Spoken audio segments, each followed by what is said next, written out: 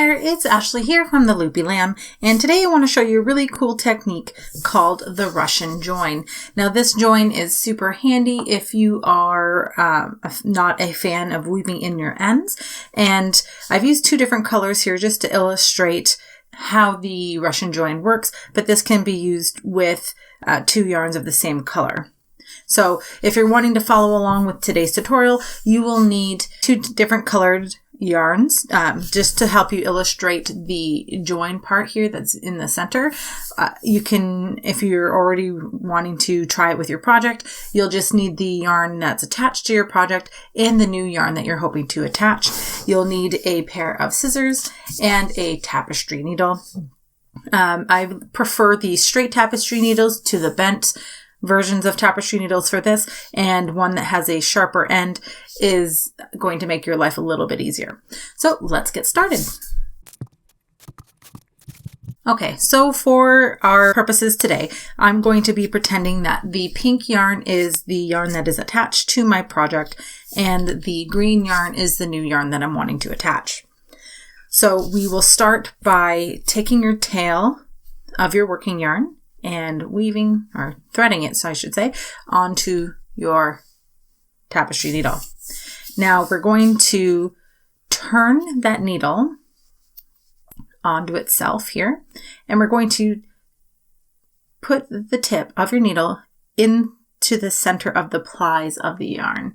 It's a little hard to get a good view of this on the camera, so I do apologize, but you can see I've gone through this the center of the plies there and throughout the other side, so you can see you're going to want to try and get as much towards the center as possible.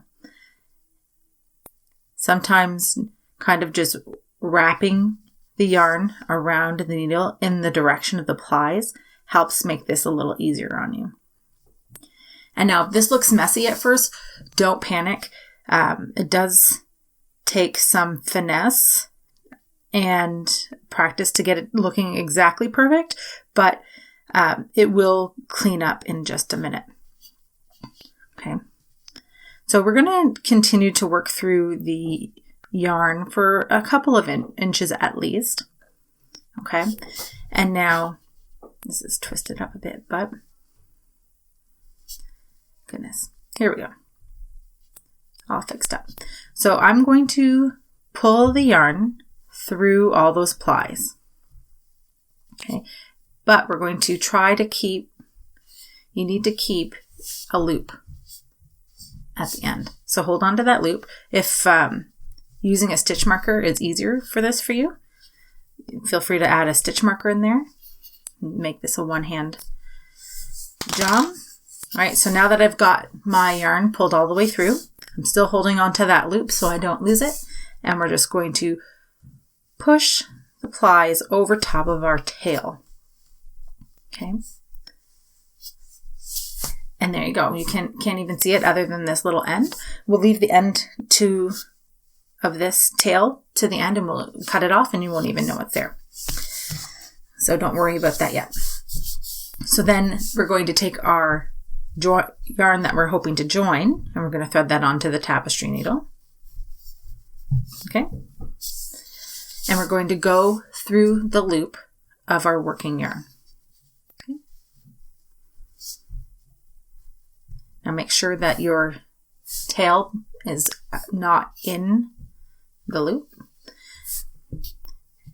Now when you get practice, you would try to keep this loop a little smaller, but again, just for our purposes here today, I'm keeping it a little larger so you can see it.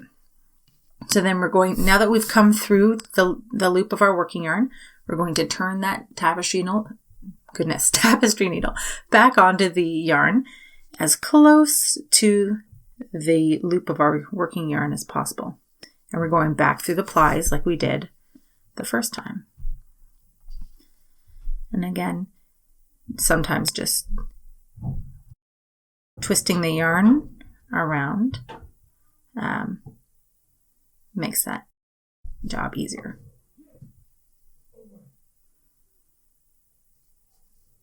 Okay, we're almost done. Again, you want to do this for a couple of inches. You don't want to kind of cut a corner here and not use that couple of inches, because if you don't have enough distance worked up to cover up that tail, it could slide out, especially with yarns that are a little bit more slippery. With the worsted weight yarn I'm using here today, it's an acrylic. It's got a little bit of a grab to it, so I'm not that concerned.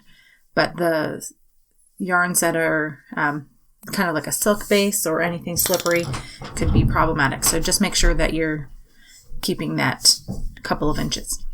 Now, see, it's not looking too pretty right there in that section. So I'm just going to take my fingers and push that down to cover the tail and smooth it out. Okay. And see, I almost covered the whole tail there. And I'll just trim the excess. Trim the excess on this side. And there you have it. That is a completed Russian join. Now it does tend to add a little bit of bulk to that section. So I don't personally like to use this for super bulky weight yarns because it's very, very noticeable. So my favorite yarns to use this with are worsted weight or DK weight because it's the quickest, easiest, and it's usually less noticeable in your project. If you have any questions, please leave them in the comment section below. I would love to hear from you, and I'll help you as much as I can. And if you enjoyed this tutorial, please hit that like button and consider subscribing to my channel. And if you enjoy free crochet patterns, please check out my blog, theloopylamb.com. Thanks so much for watching, friends. Happy hooking, and I'll see you next time.